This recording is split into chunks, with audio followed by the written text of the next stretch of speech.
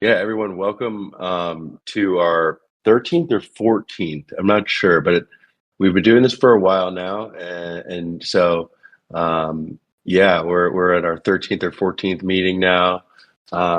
These are our council, our global council's recurring meet, which we do every 2 weeks. All the council members are required to join. This is specifically for the Platform and Treasury Council, which are the global governing bodies of the Telcoin platform, Tel, and the association, its legal governance entity. And so,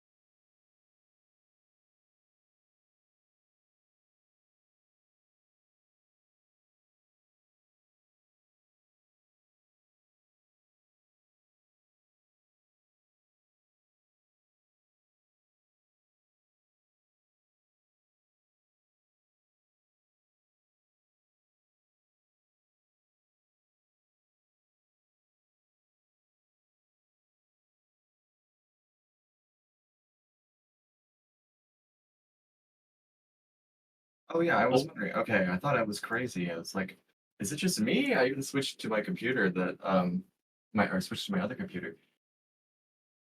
Maybe Parker is are you having microphone issues?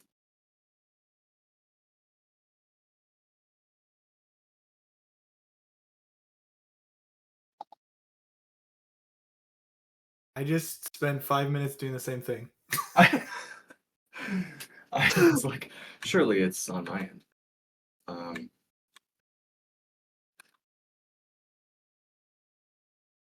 that's weird though, because it was working and then it just cut out.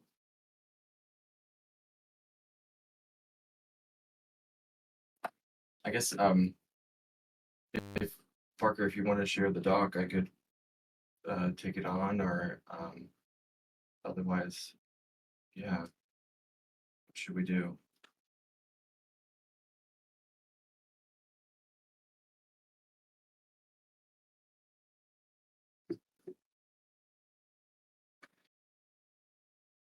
Hey Steve, I saw you were hop on and off. Is your mic working? I couldn't hear and I was switching between headphones and internal. I actually just switched computers. Now it's working. It, So, it, it wasn't you, it was everybody. Nobody was okay. talking. Yeah. Well, while we're waiting for Parker to resync, one of the top of the agendas that we normally do is a Telcoin network update. So if Steve and Marcus or mics are working, let's start there. Yeah. Okay. Yeah, I'll start. Um, so the big thing, code freeze is Monday. And basically what we mean by code freeze is we're going to be feature complete for the mainnet launch. Obviously there's going to be bug fixes, audit findings, docs, all kinds of stuff like that. We'll be creating a branch, versioning, all that leading up to mainnet. We'll get the GitHub project cleaned up. Right now, we've been using it, but we probably haven't kept it as clean and up to date as we should. So apologies for that. But that'll all get sorted out on Monday. Currently, the things we're finishing are committee rotation. Committee now lives on chain. It's different stuff with like making sure we don't lose network during rotation. Also, building what I've been calling observers, basically nodes that aren't validators, finishing that work up, finishing peer discovery to support that. Um, Post freeze, we'll be testing, lots and lots of testing, fixing bugs. We'll be doing security audits, fixing any audit findings, documentation, possibly refactors if they support the audit. So if there's something that we just think is going to be obnoxious for the auditors to have to wade through, we might refactor it. We will be relaunching testnet probably next week on the new mainnet code base. That means it will get blown away. There's a question about when we coordinate that with the bridging, but I think we're actually going to launch it a little sooner. And then I'll get to why we're probably going to do that in a minute. Not in a minute, but soon. We have a meeting with auditors tomorrow. We'll be going over scope and just getting the audit started. We're going to start with smart contracts. They'll also be auditing a lot of the protocol and Rust code, and the audits will probably happen in iterations. So we're going to start, with the highest priority stuff and iterate. July 1st, we're planning to start block rewards for MNOs who are on board. That does not mean mainnet will be launched yet. We're going to start getting MNOs in testnet to begin with. So that's kind of the looping back to the testnet. The current testnet is going to get basically demoted to DevNet, and we're going to stand up a new testnet closer to mainnet that's going to have actual MNO participation. So they'll, there will be a window there probably where there'll be block rewards before mainnet, but hopefully mainnet is on track for Q3 still.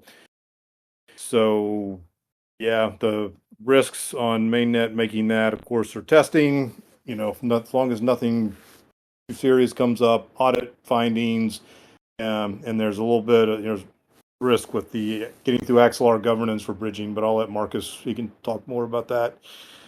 And then one note, the base fee structure, it's possible that may change between code freeze and launch, because that's kind of more of that's a business MNO negotiation point. So that there may be some tweaking there before mainnet launches. Yeah, I think that's it. I mean, big news, code freeze on Monday, and, leading up to the mainnet launch. So, and then Marcus is going to cover bridging, which is another huge thing. Yes. Yeah, it's been a huge undertaking recently. The three of us on the protocol team have been in marathon mode probably the last month, 2 months. We're very proud of all the progress we've made.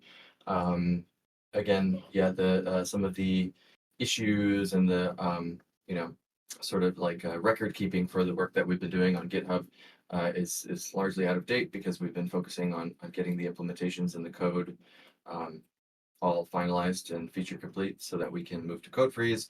And again, that's the purpose of a code freeze, is to have a stable release that can be audited effectively, and essentially get sort of a comprehensive picture of what the protocol looks like for the auditors to make security assessments on. So there are some updates I want to give for bridging, but I think first I'll sort of build off of what Steve just went through. A lot of the progress and like efforts that we've been focusing on recently, on my end, bridging largely, but on the protocol team side at large, Steve and Grant have led the way on sort of our epic schemas. Where if you're familiar with epics on Ethereum, we structure similarly, where epics are not a fixed number of blocks like they are in Ethereum, but instead of a fixed period of time, and that's to sort of accommodate our consensus mechanisms, which sort of has like workers on each node that build blocks and execute asynchronously. So there's a lot of complexity in play, and so we're spending a lot of time implementing tests, documentation for one another. Sorry. Oh, I think Parker's microphone is working again. So did I go through that entire part and no one could hear me? Yeah, we could not hear you, unfortunately. From like the outset at all? Well, no, we were able to hear you for quite a while, and then it just suddenly stopped. I'm not sure what. Where did it stop? I'm sorry. Good question. Does anybody remember? It was still quite early on, but it definitely did stop. You got a little way in on the usual spiel of it, and then it stopped partway through. Did I talk about what the purpose of these meetings? I think we heard that. Yeah. And did I talk about the 2 rules of governance in terms of planning and financing infrastructure on the Telcoin platform and allocating TEL? We might not have gotten there. I believe it cut out there, somewhere around there. I would remember the word allocating, so I don't think we got there. Yeah, we definitely didn't get there. I probably used it 5 times. Who knows? Well, isn't that something? Okay, well then I will kind of run that back really quickly if that's cool. Yeah. Awesome. So yeah, just at the highest level, these meetings are really critical to us because, everywhere and always governance is going to be a social construct, whether or not you're communicating over the internet, Tesla coils, whatever it is, it's people making decisions about things. And so we need to create this sort of area for people, instead of just going back and forth over, their keyboards, to actually talk about our shared proposals, aspirations, problems, so that we can bring them to a vote in a way that's unanimous, which is one of our really core values, is having unanimity across different voting groups.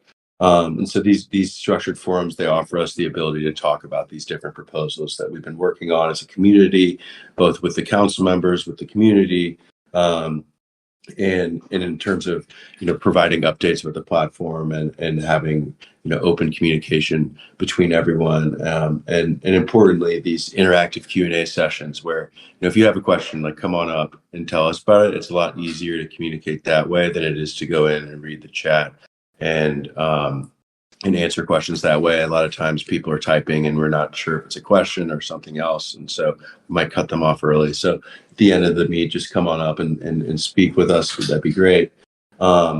This global council meeting, the platform and treasury council meetings, we represent this global layer of governance that, unlike the Telex council, which would be considered a local council that governs the middle layer of the platform, or the exchange layer called Telex, we look at the platform as this indivisible system, and we govern both, at that level of viewing the application layer, the middle layer, and the base layer as one system. And we also govern the TEL Treasury itself, and we're looking for outcomes from that combined layers to inform our decisions about how we should allocate TEL.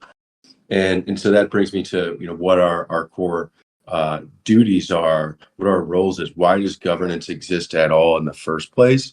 And that's for 2 purposes.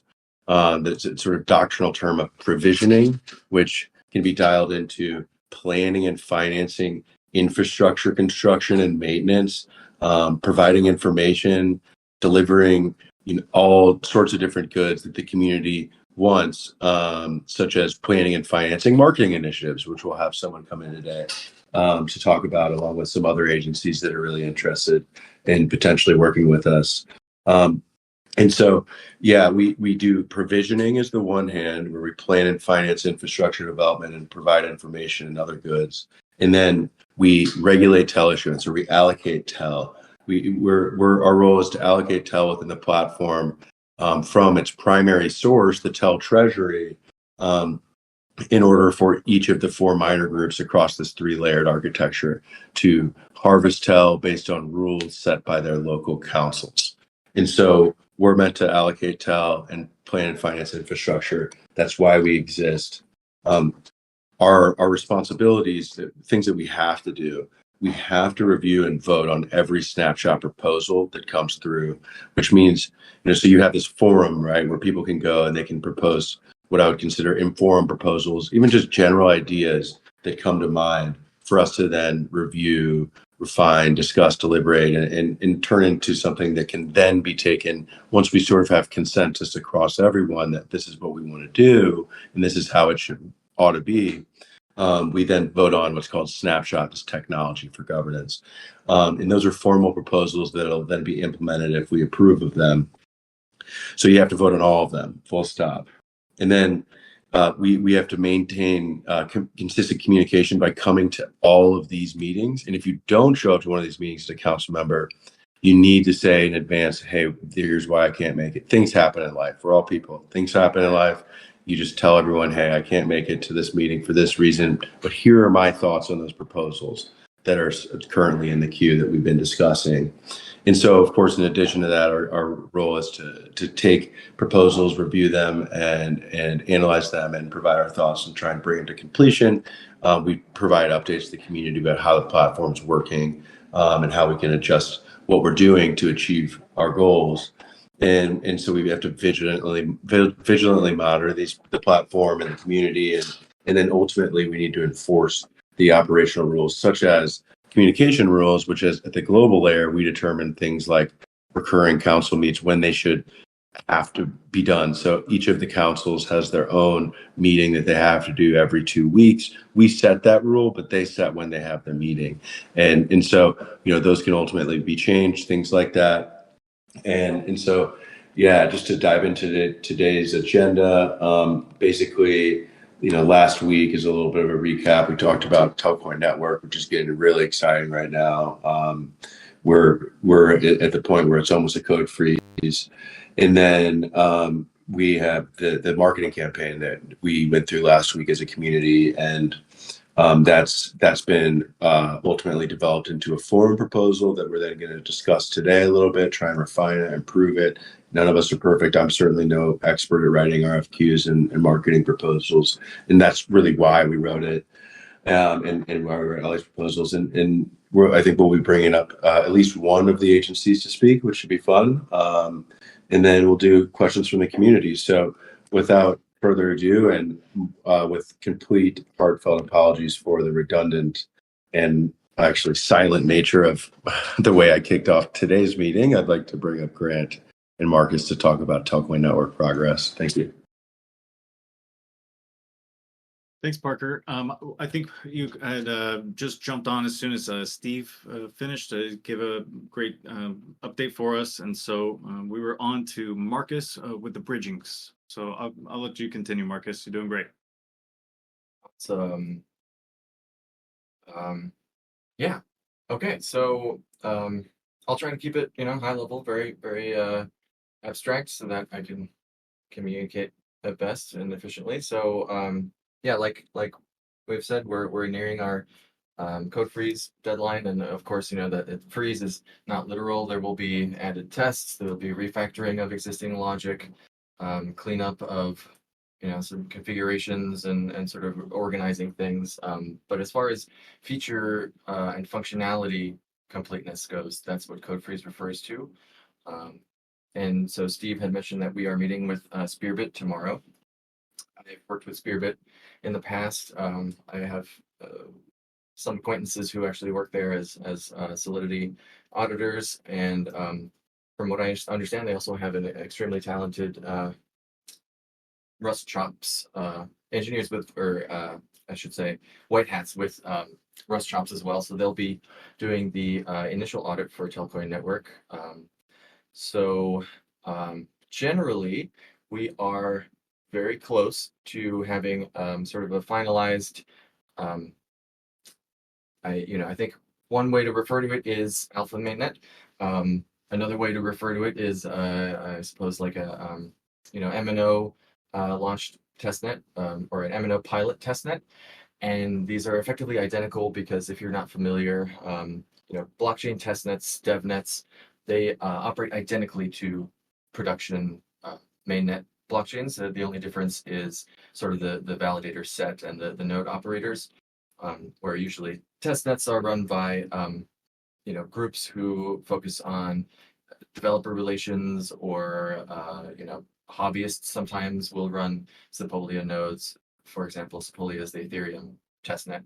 And so because they function identically, the fact that we are sort of able to meet the code freeze for a pilot testnet, which MNOs can join, begin running nodes, perform staking actions, conclude epics, participate in consensus, and execute against state transitions for the network, means that the auditors, while they will be looking at code frozen pilot testnet implementations, those are exactly the same as they will be for production. So it's a huge milestone, and there's been a lot going on. I do want to sort of like list a few of the things that we've completed. They may be a bit technical, but it's partially because I think, I want to sing the praises of what our team has accomplished. So Steve mentioned a lot of Epic work, so Epic managers and updates to task managers. We've implemented system calls. We've essentially sort of what's the word? Converged on a consensus spec, which is very efficient, very performant, optimized for MNOs who will have access to beefy hardware, and a lot of the execution work had been done in the past. So like things like workers running asynchronously under a node, multiple workers running asynchronously, and communicating across a P2P network. Steve implemented libp2p for us, and so we've really made a lot of progress. And blockchains are fun because there's cryptography involved. We've done a lot of thinking, discussing, and implementing of our key managements. So validators, i.e. MNOs, will be responsible for a couple of keys that I don't really need to go into, but ECDSA keys, which are standard Ethereum addresses. Is my volume off? Sorry, I just saw that message in the chat. If I'm very loud, oh, volume stress is yes, you're talking about fun, it's not sound. Okay, sorry. How many MNOs? So that's we're gonna answer questions at the end, but yeah, keep your questions coming. So essentially, with the code freeze, we're going to start with smart contract audit, and the reason for that is because we have two sort of core Telcoin contracts that are more or less critical to the operation of the protocol, and a lot of the protocol implementation actually has been downstream of those smart contracts. On a high level, the two are sort of the Telcoin ERC20 implementation on Telcoin network, and that's called the RWTel module. But there's a lot of documentation on it and how it works, so I won't go into depth. But in a nutshell, that is our interchain token service implementation for Telcoin. It's the contract that upgrades Telcoin with interchain token service functionality. If you're not familiar with the interchain token service, it's sort of a interoperability protocol that's one of the central offerings that Axelar, who runs Axelar Network and a number of things across multiple blockchains. It's one of their main sort of achievements is an interoperability protocol that is blockchain agnostic. It's EVM compatible. They're working on a Solana integration at the moment. So Tel is a token worthy of being a part of that interoperability standard, and that required a Solidity implementation, which is baked into the protocol, literally as a system precompile, which is fancy words for a smart contract that is more than a first-class citizen in a blockchain client. So it is a contract that is critical to Telcoin network. I think I'm just going to leave it at that before I get too involved. So that contract will be audited. The spec and implementation for it are finalized. I have a couple of little minor changes planned, which will come in over the weekend. But so that's one of the two system contracts which we'll be starting to audit. And yeah, as you know, Telcoin Network's native gas currency will be Telcoin. So obviously the interchain Tel implementation sort of has to be central to everything that we do with Telcoin Network. The second system contract which will be audited is called the Consensus Registry. It handles a number of things. So it's I guess I could boil it down to three things. It stores epic information, so consensus information, hence the consensus, part of Consensus Registry. And it is also a registry for onboarding, offboarding, managing, storing validators. So MNOs, when they join the Telcoin network as a node operator, they must become a validator and they register on the Consensus Registry contract. there's a whole, process. There's NFTs involved, which are our permissioning layer, because obviously validators must be permissioned. They must be verified to be MMOs. And they also need to provide stake upfront in order to validate the network. Yeah, so I would say that's roughly the two or three, depending on how you look at it, functions of the consensus registry. That would be TLDR staking, epic information, i.e. consensus sort of progression, and the validator onboarding and validator management. So more or less, those are ready to go for audit. We've been interfacing with Spearbit. We're meeting with them tomorrow. Invited them to the GitHub repo, and very excited about that. Yeah, I guess one last thing that I'll mention, which is kind of technical, but it was a big lift that Grant did, was that the consensus registry is also a system precompile, like RWTEL. And it is one because it, sort of has to communicate with the Rust side on a regular basis. I've been calling it a heartbeat, but it's also the epic boundary. And so the Rust protocol actually has to call into its execution layer in a blockchain. If you're familiar with that, that would be Geth or Reth, as opposed to the consensus layer, something like Lighthouse or I believe Nethermind. But in short, there's sort of like a large span of communication that the protocol has to do in order to interact with these contracts. And so Grant implemented that. It's called a system call at the epic boundary, which updates the consensus registry, performs, sort of like sets the next validator committee who will be voting on blocks, records epic information, distributes rewards to the stakers, and in the future will perform slashing.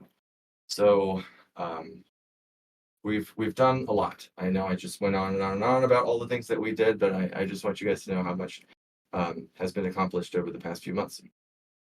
So moving on to bridging, I've been working with Axelar on the interchain token service integration. We have, like I said, the RWTEL module, which is the interchain TEL implementation, and that is in Genesis in the protocol. It's live. I'm doing testing with it, and there are a lot of moving parts in our bridging in the process of becoming interchain compatible. So just last night, I was deploying contracts to Axelar, redeploying them because of a misconfiguration, and writing sort of relayer scripts to transmit these TEL messages from one chain to another. But we are very, very close, probably breathing on the DevNet sort of implementation for our bridge setup. And that will involve, it's going to involve a lot. I don't need to go into it, but we're very close. And the like I mentioned earlier, the DevNet production for that bridge setup will be exactly identical to both the testnet and the mainnet one because of how blockchains work.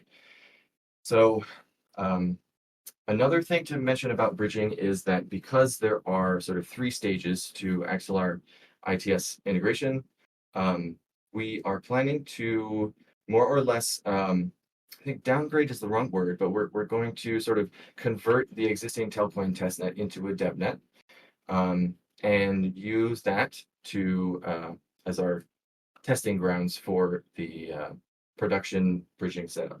So all the implementations are more or less done.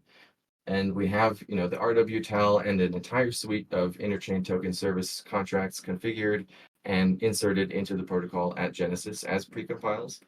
So I think we're up to like 18 contracts at Genesis or something like that. It's a lot of precompiles, but it's worth it to upgrade the TEL token. So with that information, we are waiting on Axelar to sort of finalize their integration of Solana, and they've sort of informed us that is a potential blocker or at least a delay for our integration. Of course, we're confident that Q3 will be the full stake, full funds launch of Alpha Mainnet of Telcoin Network. But in the interim, while we sort of wait for Axelar to finalize the Solana integration and move on to whitelisting us, essentially, there's a couple of governance proposals that have to go through, and but while we sort of in the interim during that period, we will be using the DevNet, loading it up with bridge transactions, load testing it, and sort of like automated setting up processes that automatically relay tokens across networks. And so that makes a lot of sense for us to do in the DevNet phase, which is perfect for code freeze and for audit, of course, but is also sort of a good stage for us to do a lot of the testing, because testnet will require some other permissioning from the Axelar entity. I guess it's a community, it's decentralized, they have their own node set, but there is a sort of a governance aspect to it. And once we've done that and sort of begun using the existing Telcoin testnet as a DevNet, then we will sort of launch a new Telcoin testnet, which will be one that is ready, again, audited, finalized, and ready for the MNO pilots to begin. So the plan for that contractually is to start sort of the pilots for MNOs July 1st. And so more or less what that entails, I may be not fully contextualized here, but I believe this is correct. We'll be running a testnet, like I said, identical to mainnet production, but with the caveat that there will be sort of pilot actions and mocking, I guess, if you will. Mocking is the wrong word, but anyway, the staking infrastructure, the epic management, the validators, the nodes will be operating, and the sort of rewards distribution will begin on that testnet. So that gives us, first and foremost, time to sort of white glove the MNO experience, onboard them as validators, inform them how to set up nodes, begin validating, front their stake, and contractually we will have very, very solid relationships with them. They should be technically up to speed with the entire Telcoin network stack by the time we go into mainnet alpha, then in Q3. So yeah, I think that more or less covers it on my end. I know that was a lot, but did I miss anything, Grant and Steve? No, I think that was a lot of information. It was, but I think you covered just about everything, so good. Nice. Yeah, and we'll definitely circle back at the end for questions, like you said. So I think that's. Yeah, I'm sure there's a few. Awesome. So next on the agenda, great stuff, Marcus and Grant. Ari and Dwight have passed the compliance checks and have now been transferred their council member NFTs. So they'll now earn a constant stream of TEL, and they'll be able to vote on all the platform council snapshot proposals. Ari is representing the stakers miner group, while Dwight will be representing the liquidity miners. So just welcome to both of you and congratulations. We're excited to have you.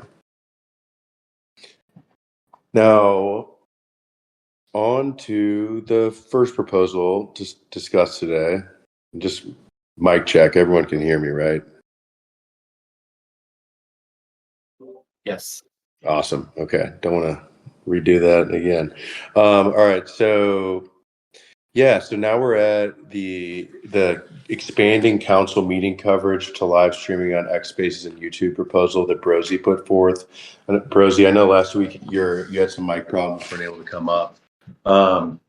Looks like you put some additional work since this first proposal. What you want to do it for everybody. And it sounds like you got an average of 150 concurrent viewers, peak of 400, which is incredibly impressive, especially with a follower count of 400. So it sounds like we had some great traction there. Rosie, would you like to come up and talk about this proposal? Sir, can you guys hear me? You bet. Yeah, we can hear you. Well, now you're on mute. Great. There you Nope, go. no problem.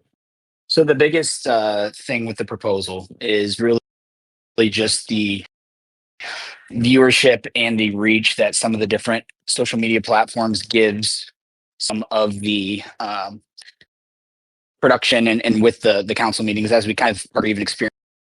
This could be a little times, not always everybody has Discord, or it's obviously easier to operate on computer than phone, so on and so forth. So by increasing the amount of platforms that these streamed on, it can organically grow viewership pretty substantial. That the stats that you gave, that was from just the first stream. And again, I have no YouTube viewers. It was a brand new YouTube account and only about 400 people that follow me on X. So if you take that and scale it by putting it on an actual official channel, like say the actual Telcoin Association channel, the reach can be pretty significant, and really just help kind of organically, without really incurring any cost, be able to push more viewership into the platform, stop a lot of the redundant questions of, well, when was this talked about or what was this done? And because it's all there and easily viewable across multiple platforms. So that was kind of my case use study. I've seen success with it in other areas as well, and it really just depends on consistency and being shared across multiple platforms. So I think it's a net positive when you don't have to spend money to help grow essentially a viewer base and share a project. So that was the purpose. Yeah, I'm heavily in favor of it. And I just to clarify, is it an option to host these live streams just using OBS? Yeah, you can use. Yeah, you can use multiple. OBS is just one because it's open source and easy to, not easy to, but you can customize it a lot, right? The stream that I have going right now, I threw together in a few hours and I run it off of my laptop. But there's much more that can be done. There's many other streaming platforms that can be used to share this across multiple platforms. So OBS is just one encoder essentially that's used to take the video and share it across the different platforms. But it doesn't have to be that. It's just that's free, and if you take the time to set it up, it can be easy to use. Awesome. Yeah, I think we should probably move forward to this. But do you think the proposal is ready to move forward with the vote? Yeah, I think I kind of listed everything out there for the council and everybody to look at. I think some of the questions would be, one of the big things I don't know is just, in order to get the most reach, either sharing it on the specific platform and not, like my platform, for instance, would give the project the most reach. That may, again, I don't know, expose whoever is hosting or whoever the moderator is and doing this process, expose them to potentially things that should be under NDA. So that's why I put that in there. But I don't know, because obviously, but just as a consideration, I thought that would be important to put in there. And this also, one other thing to think about is this also may be something that is covered by these marketing firms. It's a question to ask if they do stream moderation too. So. Great point. Yeah, I think let's definitely ask them to today. But in the short term, either way, probably if we can use OBS, I know that Leo's pretty fluent in that. We can probably push this to a vote and make it happen. If does anyone have any negative takes on this proposal or refinements, improvements that we would need in order to make it a proposal that we can all vote on and approve, or should we move forward with it as is? Happy to move forward. So one other thing I forgot to share, I wrote this down. I did some research on just what sharing on some of these platforms does to organic growth. And a lot of stats are showing anywhere between a 500 and 1,000% increase in viewership just by pushing this off into by each platform, just by pushing this onto official channels. So that just gives kind of a scope of what you're really looking at for no cost. That's great. Yeah, and I think it'll probably have the effect of elevating the Association /Tau Twitter, and I think that the overall Twitter and just like media strategy that we continuously develop with the marketing agency, we should do that and probably just start off with the Telcoin Association Twitter and the Telcoin Association YouTube, and see if it has that effect of getting way more people to watch it, participate, and grow viewership for those platforms themselves as well. So like I can see how it would work. Like someone goes, hey, watch the live stream of the council channel on YouTube, and then all of a sudden they're like, oh, I didn't know this YouTube existed, and then there's the catalog of all 30 of the different council meetings. And yeah, so I'm in heavy favor of it, and if you are not in favor, please do speak up now, so we can just go ahead and green light this thing and move forward.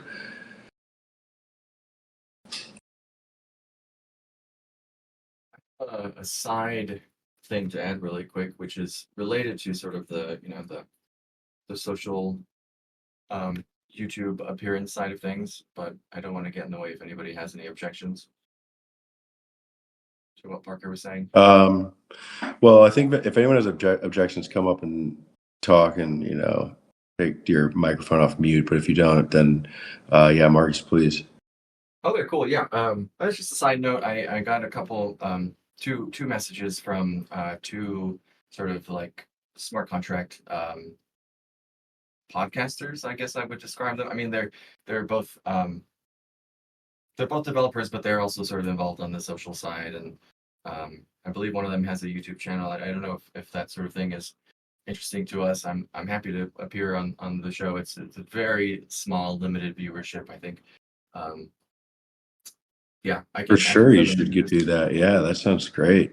Yeah, okay. I think it's probably a good time to do it. After we get to code freeze, I'll have a little bit more time, and I can sort of prep stuff. But I think it would be a good way to attract some sort of developer attention, and maybe attract some builders on the Solidity side. That could be cool.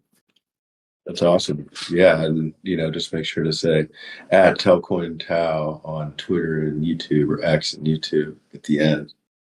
Smash the like button and hit subscribe. Smash the like button. Smash all the buttons. Cool. So it sounds like we don't have any additions, and now are anyone objecting, and we now have Marcus going on to podcast, which is awesome. 2 big wins there. Next on the agenda is the proposal that I haven't read yet, but it was also from our good friend Brosy, and it's entitled "Development and Publication of the Council Organizational Chart." The overview is that the proposal requests the development and publication of an up-to-date org chart displaying all current elected seats for each Telcoin Association Council on the official website. The chart will provide a clear, accessible, and authoritative reference for community stakeholders, prospective participants, supporting transparency and engagement in Telcoin governance. So I assume this is talking about telcoin.org. And if so, I think it should be probably a TelIP, as it'll incur some development cost. And once this TelX edition is done, I think they'll be in a position. This TelX Council has some things that we're working on implementing to the TelX side. So once that's done, I think there probably will be capacity to do that. I think this is useful, and Brosy, you have the floor. We'd love to hear your thoughts and overall presentation and rationale for the proposal. Sure.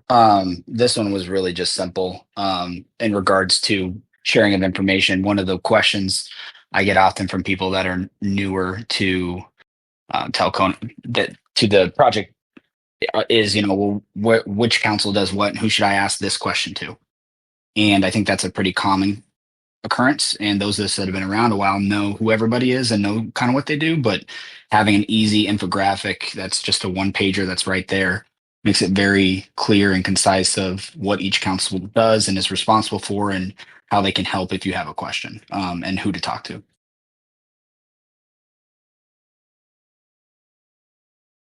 Yeah, I'm in big support of this. In terms of what I've read so far, I need to go through the proposal, get the particulars out, and it's also an area where I think an agency can come in and help design things properly. I can't tell you how many times I've done the council org chart and written out the responsibilities and duties of them, but the organization of them within the site in a comprehensive, cohesive manner, I think and of everything within the site. I think there's room for massive improvement. It's quite a data dump. I can say that openly and freely because I was the one who did it. And I think that it is so much room for improvement, and would just love to, starting with this, we have some different materials in there that outline it, and they're in different areas, and it just all needs to be a lot. The vision for it was to have it so that it's like 30,000 foot view of everything, and then you click on something, and then it goes into like the 10,000 foot view, and then you click on another thing, and then it goes into the ground floor. And I think that vision actually was right, but I don't think that I don't think I did that great of a job at the first go. And yeah, so I think there needs tremendous updates there. I think this is a good starting point. I will share what I have, and then I think we should probably set up a sort of workshop on it. To walk through like the precise specifics. But yeah, once I review that proposal, I'm gonna have some thoughts for sure, and I'll try and bring a working doc to the next one, and then I think hopefully from these agencies we can get someone to come in that can that's really good at building intuitive websites for people to participate in doing things handbook style. Like we had just like the perfect handbook about all of this stuff. I think it just makes it so much more marketable and useful. And so, yeah, I'm really glad that we've got this proposal going. I think we need to, personally, and I want everyone else to share their opinions if they have any, but not feel forced to do so, is that I think we should work on continuously refining this proposal and getting something to the next implementation by like after the next meet. That would give sufficient time to digest and then come up with something, and then see what you guys think, and then move forward with it, while and also allowing us to hear from the agencies to see what their capabilities are, especially in terms of this type of thing, as something to add to our list, and go from there. So yeah, really awesome proposal, Brosi. Does anyone have any other comments?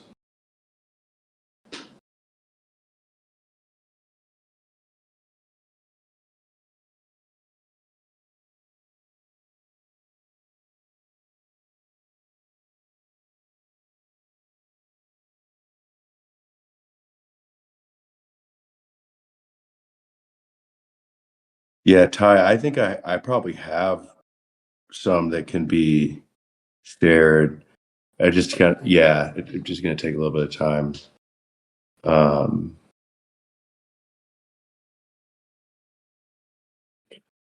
but yeah, I respect the urgency, Ty Kimi, and we'll try and share something like next week with you guys that's just a draft on the proposal, and see if we're on the same page about it. It's when you have the complex system and then you have the governance orgs, deciding what you're going to put on the arrows and on everything. It's very easy to look at the page and be like, what the heck?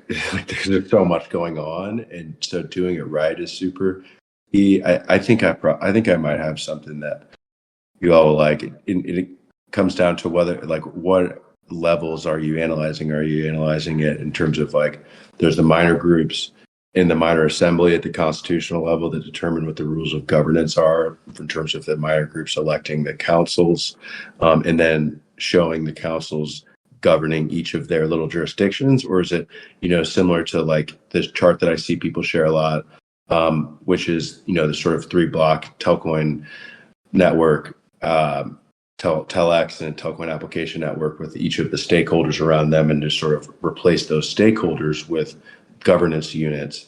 That becomes the question. And it's like, because then there's a lot on the page.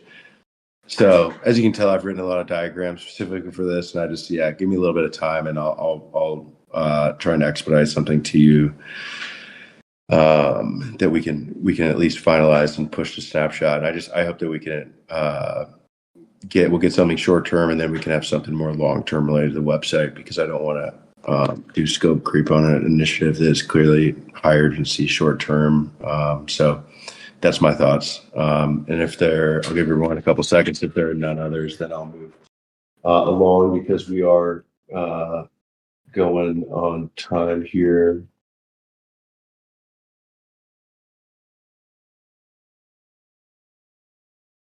All right. So the next one that we'd like to go through is the updating Telcoin Association's GitHub website and Discord on CoinMarketCap. I haven't read this proposal yet. If you'd like to come up and discuss the proposal with us, Mr. Hamilton, we would welcome you to the floor.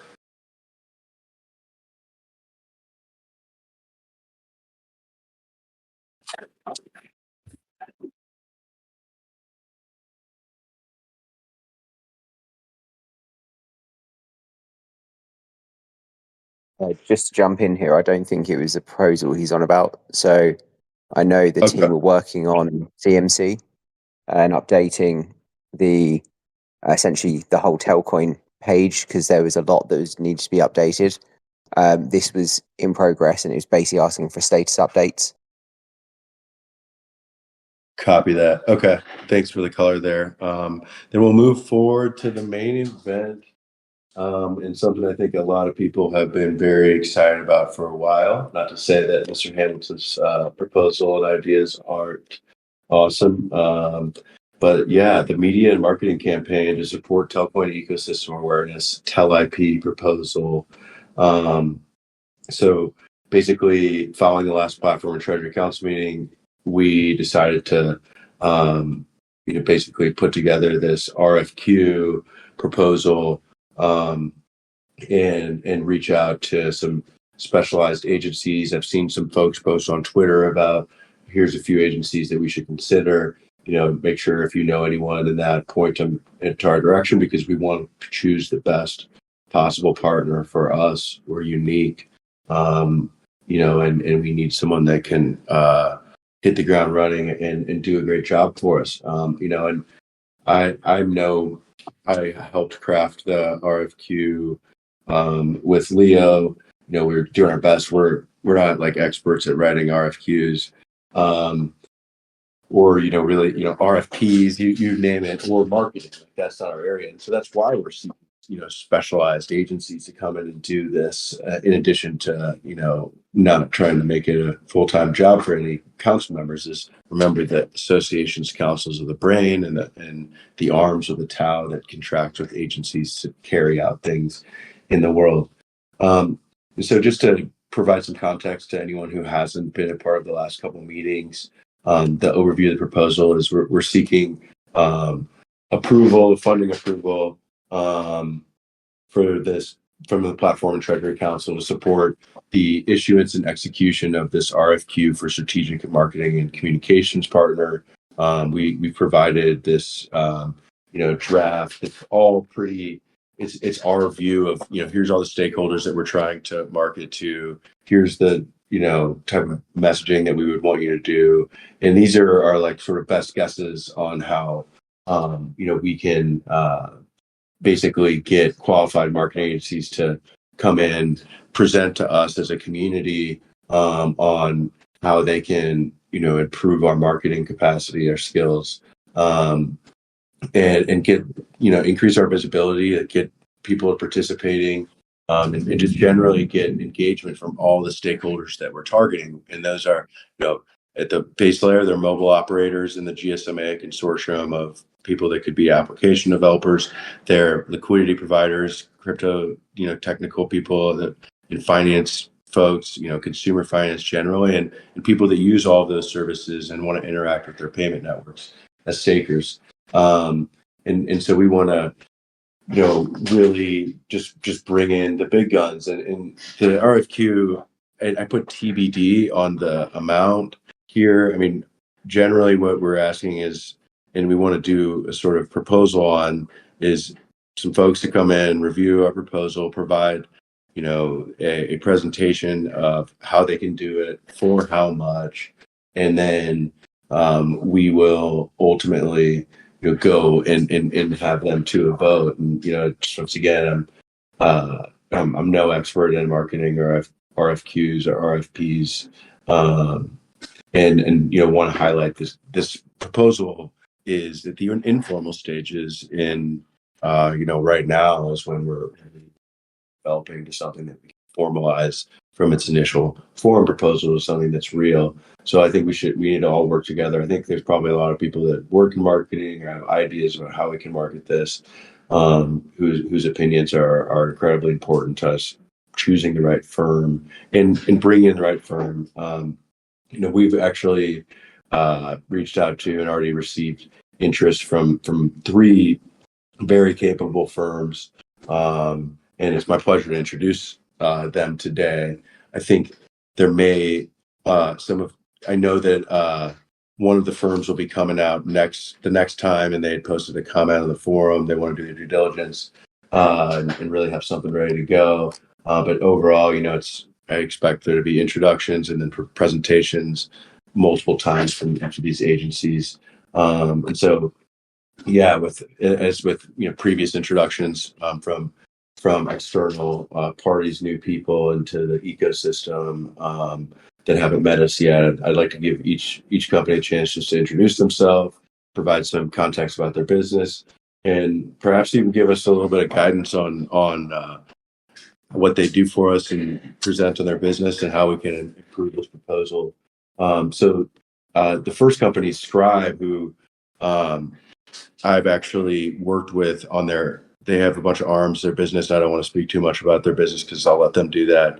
But I really enjoyed working with them on the PR side of Telcoin, and they understand Telcoin, which is, I think, really great.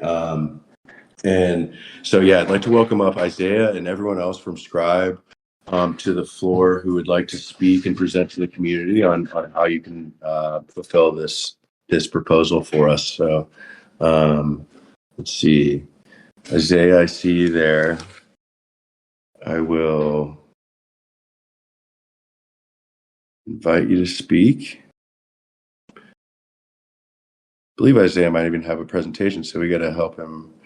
Isaiah, what's up, man? How's it going? Good to be here. Yeah, it's great to have you. I got JB. I see. Who else do we need to add up? And then Ross Booth as well. But thank you for the introduction, Parker. And it's great to be here with the council, and thank you for welcoming us here. As Parker said, I'm Isaiah Jackson, the VP of PR at Scribe, where we're a comprehensive comms agency where we specialize in everything from brand to media relations to marketing to community. So with that, I brought some running mates here. Ross Booth, who's one of our co-founders, as well as JB, who's our chief strategy officer. So with that, I'll throw it to you both. Introduce yourselves, and we're just really excited to get the opportunity to present to y'all and support in any way that we can. So Ross or JB, I'll throw it to one of you. Yeah, sounds good. And Echo, thanks for having us here today. Just a housekeeping question. How much time would be appropriate for us to interact with you guys? I think you have the floor for as long as you need. 15 minutes would probably be a threshold, maybe. Awesome.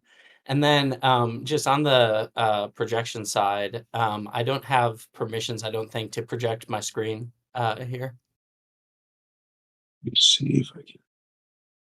If not, we can just speak to it. No big deal.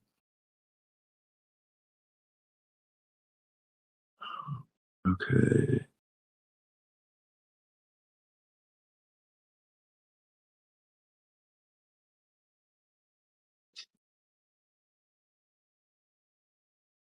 Oh, there you go. Thank you. Appreciate it. Awesome. All right. Ooh, here we go.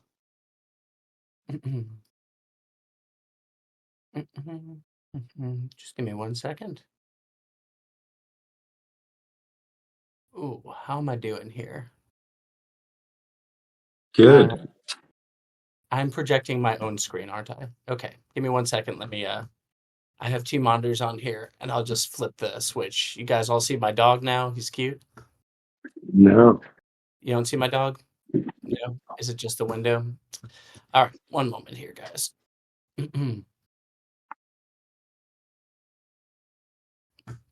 We'll try it one more time, and if not, we will just do the voiceover. Sounds good. And we'll figure it out for the next time if necessary. No worries. All good over here. Choose, make selection. Share this window. All right. How about now? You guys got an agency overview on there? We see the Discord page again. It's the Discord window. So All right. last time you dragged it off, it seemed to be, if you can drag it back into this spot, whatever it is, might be How visible. about now?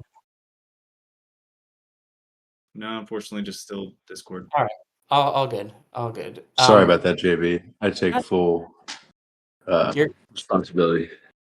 You're good. All right, cool. So just a couple things about us, and we can follow up and send you some stuff that we were going to show you. But ooh, hang on 1 sec. I think I might have it. How about now? Add this window. No, still the Discord. No, I got it. You're in. I'm good like that. Okay, cool.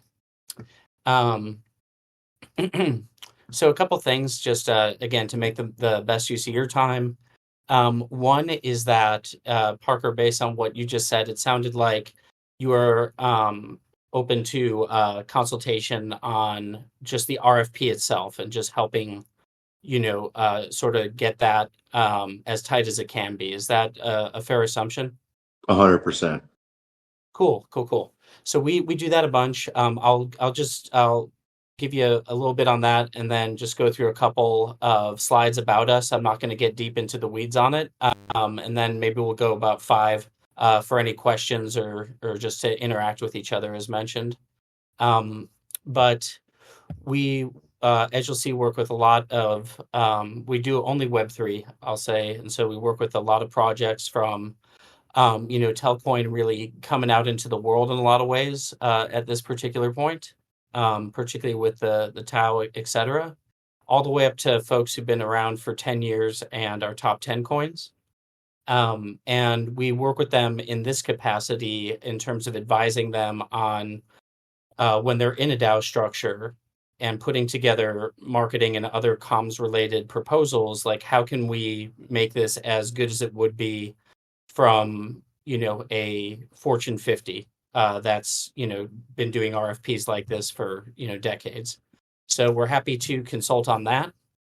And then in addition to that, just a tiny bit about Scribe, and I'll stop and let you all ask questions, interact, all that. We're only 2 years old. We're 70 people. We're not 700 people, and we don't want to be. Our whole thing is we want to decouple ourselves, and we have so far, knock on wood, decouple ourselves from the crypto market. So therefore, in terms of us to do that, we want to work with high quality projects that are well capitalized, that are not going to be knocked out by the next bear market. and we want to have really good programming with them where everyone is on the same page about this is the program, this is why we're doing it, this is what we're looking to accomplish business metrics wise and comms metrics wise. And if we do that, then ideally we continue to be decoupled from the market. The programming's really good. And in terms of our sort of selfish, if you will, growth strategy, that's how we're going to build this thing. So that's us. This is, and I saw some of the comments and some of the other agencies who are sort of on the list, or what I could see in the comment section on the RFP page. And those are all our frenemies. A lot of respect for all of them. And all of us here at Scribe, out of the 70 people, we've all probably come from one of those agencies at some point in time. So on this slide, I'm going to contrast us, but it's not a better or worse type of situation. But in terms of how we're a bit different for this industry, the first is that everybody at Scribe has worked in crypto before. There's good and bad that come along with that. But on the positive side, you're not going to have to spend any time teaching us about Web3 nor the world of Telcoin, or how the token and the network relate or don't relate to the neobank, or the app, for lack of a better term, how all this stuff works, how you sit in the market, who the competitors are, how the tech works, what Axelar is, etc. So that's really beneficial, not to have to, sort of suffer through remedial education before an agency can add value. And then we're also crypto native in the sense that there is a lot of copycat marketing in this space. There's a lot of cutting and pasting. There's a lot of people playing it safe and just doing the same thing, to the point where when you see what one crypto project is posting on Twitter, you can pretty much cut and paste the logo from that crypto project to another crypto project in the same post, and you're not going to be able to tell who's who. And so we know the space really well. And it's not just knowing it so that we can do the same things as everyone else is doing, but how can we really differentiate our clients so that they are playing a different ball game than the rest of crypto Twitter, to use one example. Everything we do is customized. And so, again, there's a lot of copy and paste. What will be true for the Telcoin RFP, and hopefully what comes through loud and clear if when we submit for that, is that it's for Telcoin. It's not just like a list of tactics and credentials that we could cut and paste the name Telcoin out and pop that up in the next RFP that we submit for. And because we do a bunch of different stuff, and I'll show you it on this. I'll come back to this slide in a moment. But we do a bunch of different stuff. We're not the Cheesecake Factory. We don't have 1,000 things on the menu, but we're versatile.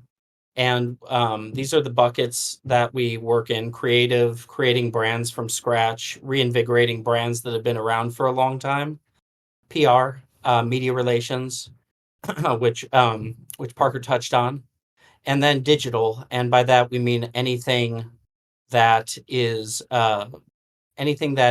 online, and it even goes beyond that. But you think of your community management, your socials.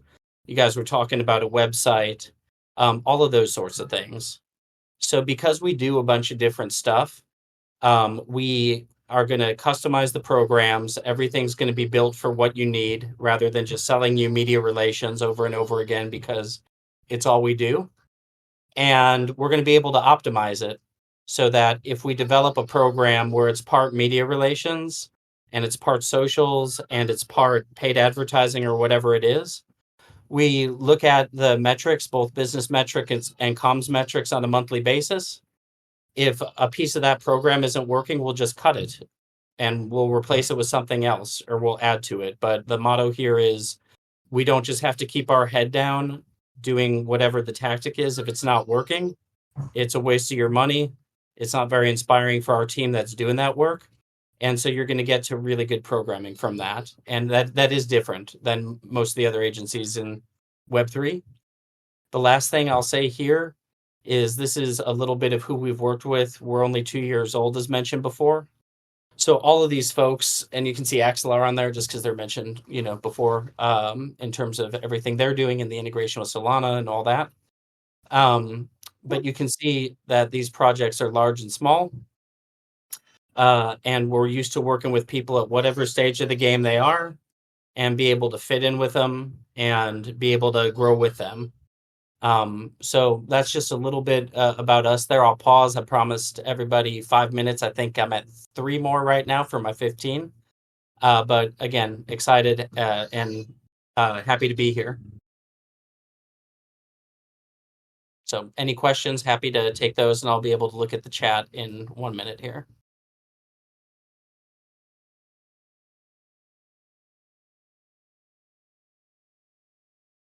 Let's see. Beautiful. Sounds promising. There we go. You're projecting your own screen. You don't know how to project on Discord. Yeah, don't take that personally. But it was an awesome presentation, by the way. Great. Does anyone have questions, guys? Come on up. Raise your hand if you have any. How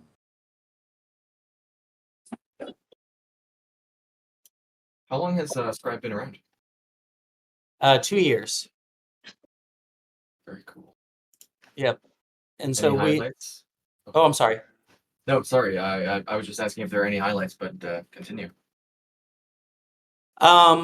There's like, hang on one second, share this window. So in terms of the stuff on this screen, and hopefully you can see it. Hopefully I'm projecting the right screen. You guys see the client slide up there? Yeah. Hopefully. No. No. Discord window. It's the same window again. All right. Well, whatever. On the client side, it's just different scale. Like we helped Mantle in the very early days of Mantle, really build that thing up. Everyone's very proud of working for Monad in the early days of Monad and helping them grow as much as they have. And so that's really sweet. And then, on the more established side, being able to reinvigorate brands like MetaMask, like Polygon, like Aptos, although they're not as old as some of the other ones in terms of years. But yeah, there's a whole lot of stuff that I think in 2 years we've covered a lot of ground. But those are some good ones, and then some stuff that's not on that logo slide for anyone who looked at it closely. Some of the work we're doing right now with Maple Finance is really cool. Some of the work we're doing with Stellar is really cool. Some of the stuff we're doing with like larger institutions, non-crypto, but still in crypto, Franklin Templeton and stuff like that. Those would be stuff, Cardano actually. And I know Cardano has a mixed reputation, but we're helping them with their current transition to decentralized governance. We've been working with them for about 6 months on that. And so now if any of you guys are seeing any of that, in terms of Cardano moving from a project led really by Charles and the founding entities to one that is going to be, if we're able to do this well, one of the largest decentralized governance projects in the history of crypto. And we're going through what sort of you are going through right now in terms of getting off the ground as a DAO. Kind of doing that with a project on the scale of Cardano is been really quite fascinating. And so ideally, a year from now, Cardano is showing up in a much different way if we've done our jobs well. JB, one of the things that we hear a lot of from the community, and that we kind of shared frustration of that, you have a project like Telcoin, and with the DAO that is responsible for managing not only the token but the network, the DeFi layer, all these awesome projects that really comprise the platform, Telcoin platform, and we have this decentralized governance. We have a lot of long-term strategy. We have compliance in place, and a lot of work behind the scenes just to sort of like lay the bricks for a better future.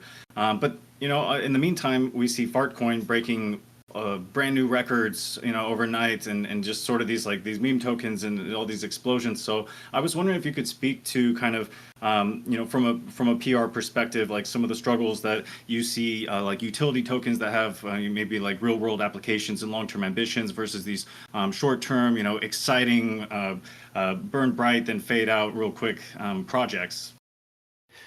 Yeah, and just to restate that, the question is, what for what I'll just paraphrase it, but you guys are doing like really solid things. You had mentioned the compliance, and we also know a bit about Telcoin just based on the work with Parker. So you're doing things sort of solid in the right way, and then you have Fartcoin on the other end of it, right? And seemingly Fartcoin is rewarded in the world of communications, and so just speak to sort of that tension and that struggle for projects like Telcoin. Is that a fair summation?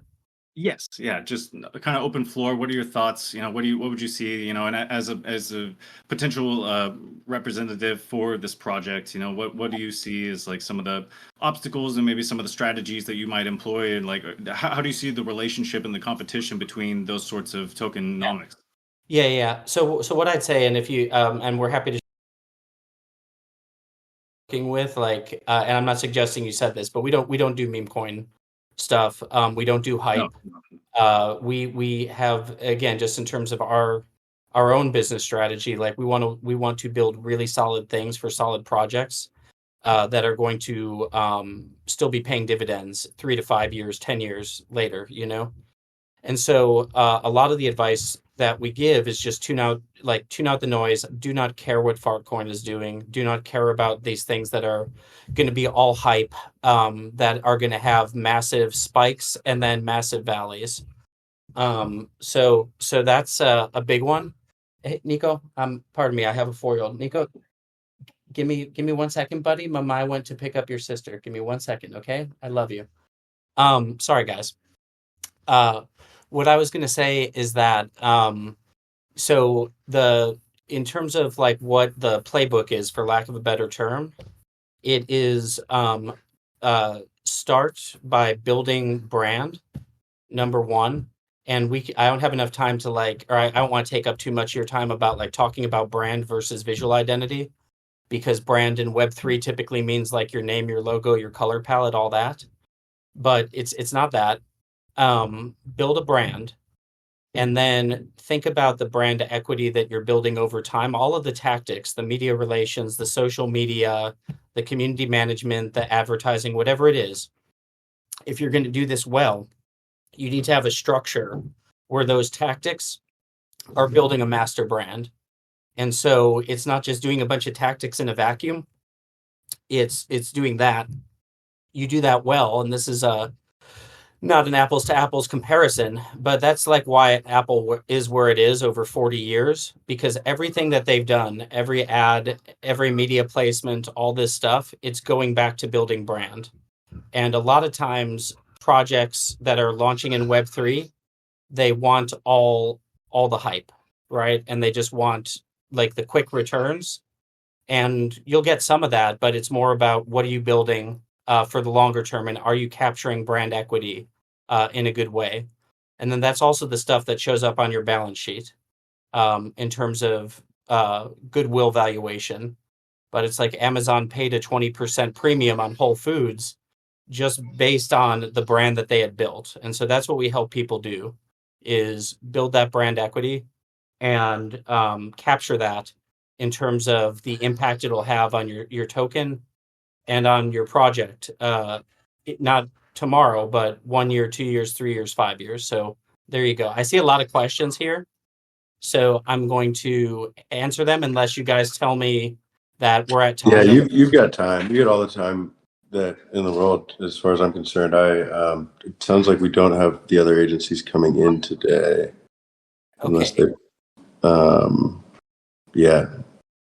So here we go. Let's take me for an example. I can be an absolute insufferable sob. I love results and I want them fast. In crypto time, you sounds like you're able to adapt to the current marketing trends in the market. Is that a fair assessment? I would say yes and no. Really, what we're bringing to crypto, that again, not to, and I'm not throwing shade at any other agencies, but just we all have worked at them, and a lot of folks are not doing this. Is we are bringing good fundamental marketing technique that's been around for 100 years, and we are applying it to crypto. So, like, yes, we're up on the latest trends. We have a million degens running around. Like, we know that stuff like the back of our hands, the tech and the culture. But really what we're doing is we're applying the marketing and communications frameworks that are scientifically proven to work. So we're not chasing trends, right? We're doing the fundamentally sound stuff that works. We're just packaging it in a crypto way, if that makes sense. And okay, I will come up and put Spider-Man on for you. I will do that while I'm talking with this nice group of people here. Thank you. Cool. Do we have testimony? So does that make sense, by the way, Loopy Ploop, I think? Does that make sense? I don't know if Loopy Ploop is here or can talk, but by all means. Yeah, it just sounds like it's a big hit. Okay. Yeah, I thought it was good.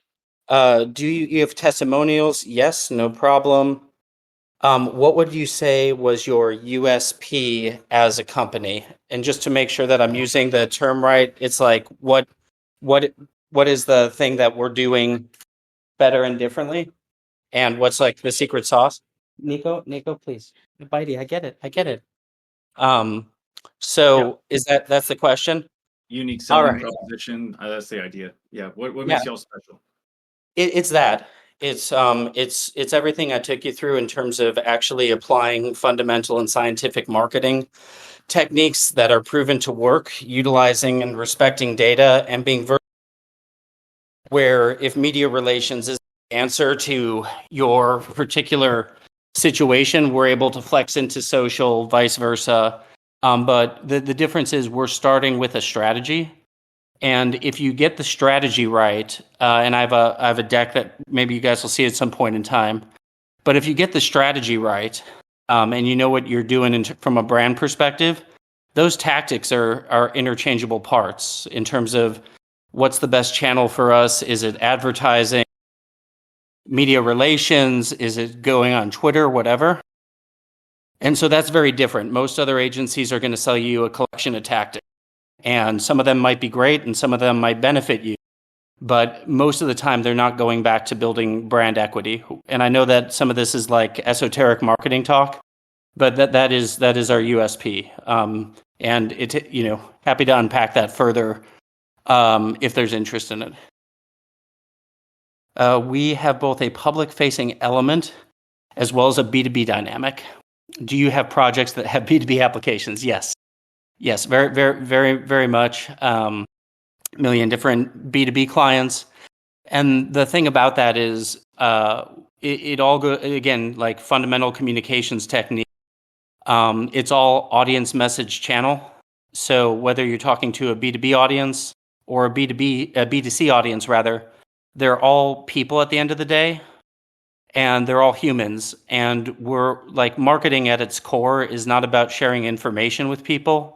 It is about triggering them in emotional and psychological ways that a lot of times we're not even conscious of.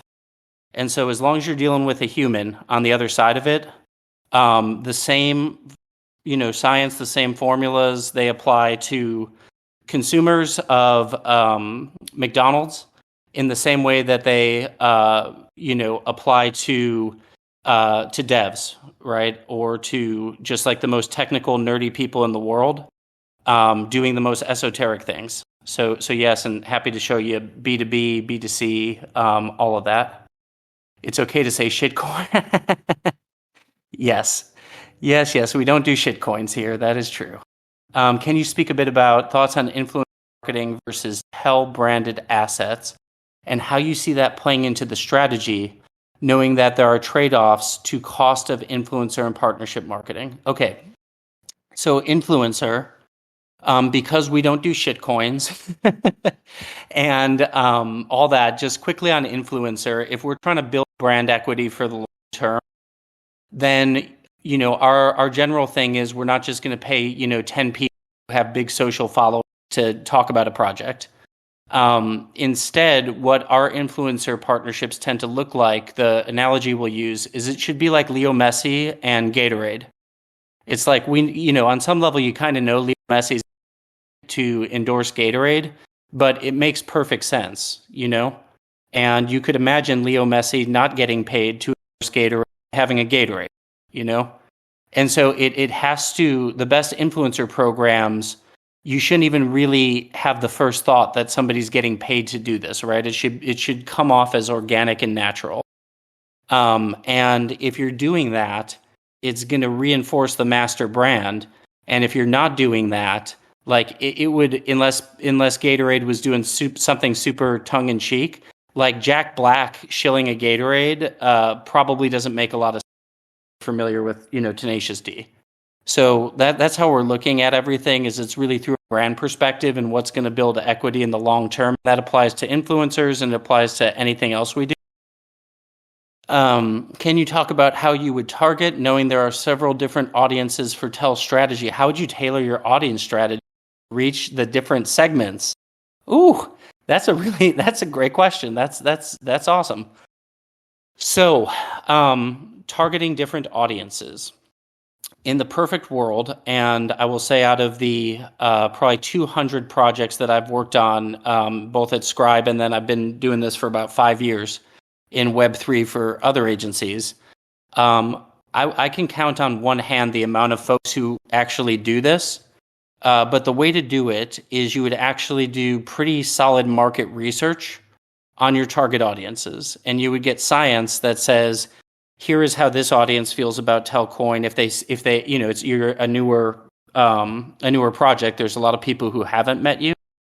But for the stakeholders who sort of know you or generally, you or your competitive set or whatever the issue is, you would get some science there and you'd actually understand how people feel versus how we think they feel.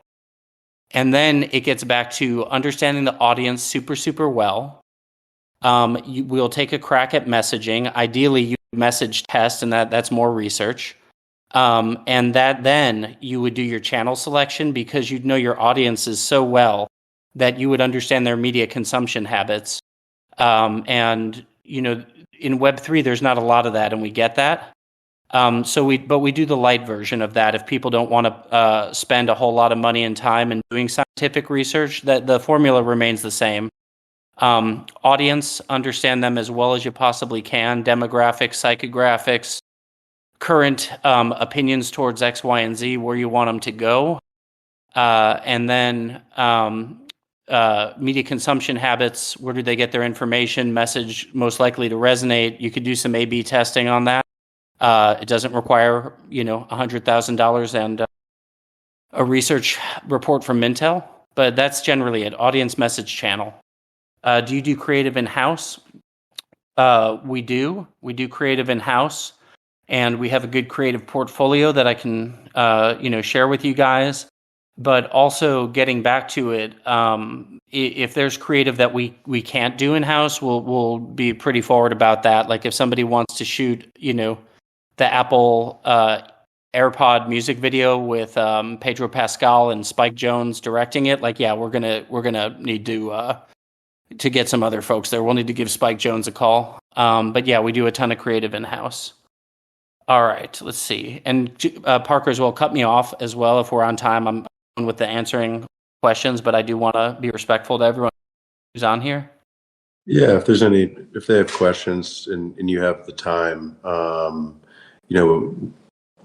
welcome to continue. And if you also, it's going to over time for you, we're going to do this again in a couple weeks, and then again before the actual final proposal. So, cool. Yeah. All right, I'll give it about 5 more minutes here and see if we can just knock this stuff out. All right, influencer, tactics. You do that. Okay, BZ, crypto. Yes, I guess there it's not much of a question. I think it's a quote. I would like to hear your views on right influencers. We got that. Multicultural audiences, yes. So there's a couple components to that. So there's, crypto being a super global industry. There's sort of global crypto culture, regardless if someone's based in Nigeria or Sao Paulo or Uzbekistan or in where I am in Chicago. So there's crypto culture, but then there's the tailoring it to multicultural audiences. Then you're getting cultural sensitivity and all that. But in terms of some of the bigger folks who you saw on that page, as well as regionally focused crypto projects, have that experience. Let's see. Fundamental marketing framework is cool. Good work, Dad. Spidey and Friends, yes. That's adorable. Go put Spidey on. How do you manage to stay up to date for the changing legislation for advertising with category? That's a really good question. So, I mean, we have lawyers as well, and our clients have lawyers, and sometimes our lawyers and our clients' lawyers don't agree with each other. So there is some back and forth on that. In general, what I will say is that what I have observed over the past 5 years is that a lot of projects are kind of gun shy, understandably so, even when it comes to like doing, paid ads on Twitter or something like that, or paid ads, Google ads, or all of those sorts of things. Typically, what I've found is there's a lot of room between what our clients' lawyers typically recommend, and they're just doing. I get it. Same thing, but versus what you're actually able to do. When it comes from an advertising perspective, most of the time projects are from our viewpoint kind of holding themselves back from doing a lot of advertising that they could do, and understand the lawyer's perspective, but it's usually a pretty good take there, and we'll just figure out, whatever. Ultimately, we're not you, and whatever our clients, whatever decision you make, those are the lines that we'll stay within. But paid advertising is an incredibly underutilized channel in crypto because people have kind of a knee-jerk negative reaction to it, and because of the legal issues, which are understandable, but there's still a lot more people there. Gotta go. All right. Take on influencer programs. That's a great. Oh, well, shit. Okay. And for audience, you can speak about native targeting on. Yes, that's right. That's another thing is we do a lot of crypto native platforms. And so a lot of our some of our work is going to be, on broadcast TV for the Americans in the audience. Some of our work is going to be in wallet inventory. It's going to be programmatic crypto native platforms. And we use a lot of data and analytics from folks like the Kaidos of the world. And we do a lot of online, offline, on-chain, off-chain rather, measurement for stuff like that. So that's that. You guys have been at it for quite a while. I think that's all the stuff in the chat. And I'm going to hop as well. But thank you guys. Really appreciate this and look forward to speaking further and again, help the RFP itself, if that's helpful. So thanks. Appreciate it, Parker. Talk with you soon. Awesome. Thanks, JB. And yeah, that would be very helpful. We want to refine this RFP, and you've answered all the questions, and we'll look forward to the next step in the process here. So Cheers. Thanks from everybody, and talk soon. Thanks, John. Thank you. So we're at about an hour and 40 minutes here, and I'm not sure, but just to double check, is anyone from Storm that wants to come talk, or from IBC here? I think my understanding is they both be coming next week, or in the next meeting, but I'm not sure. Yeah. Just put your hand up. Just jumping, IBC are Token 2049. They're hosting their own events, so they've got their own after party, so they won't be here. They'll be coming to others into future ones. Got it. Great. Thanks. And I think Storm will be the next one. So, that was awesome, Scribe. Thank you so much for coming out. We really appreciate it. It's an exciting proposal. I think that we've all been sort of waiting for this, and now we have the opportunity to do it through the association and through these councils. So I'd like to open up the floor for Q&A if there's anyone that wants to come up and ask a question. And if not, we'll just go through the next 3 meetings and sign off for the day. There are a couple of questions from earlier that still needed answering around Telcoin network Did you want me to read them out? They're all vaguely the same. Like how many M&Os? Yeah. Yeah, so that stuff will come out over time, but everything is really, really exciting, promising right now, and that's kind of it comes from them, right? So it's not really my place to say anything at the moment, but I think as far as network progress goes, and as far as the commercialization efforts go with MNOs, which that effort's been going on for years and years, right? The GSMA, I mean, there actually was a stablecoin paper that came out yesterday from the GSMA that we wrote alongside some other folks.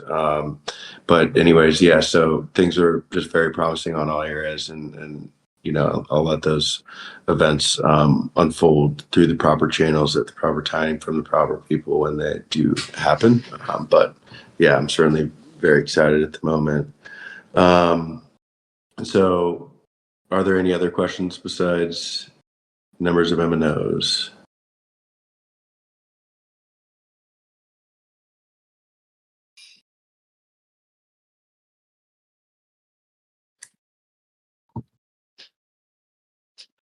All right. Well, I think that concludes our 13th Platform and Treasury Council meeting. Thanks everyone for coming out. I will definitely be rewatching this so I can check out the marketing proposal, and I'm very excited about that, along with BZ's ones that he brought up earlier, Brozy's ones that he brought up earlier. I think those are all very exciting and important. And we will catch you in the next one. In the meantime, at Telcoin Tao on Twitter, and this YouTube video will be live in the next 24 hours. Thanks.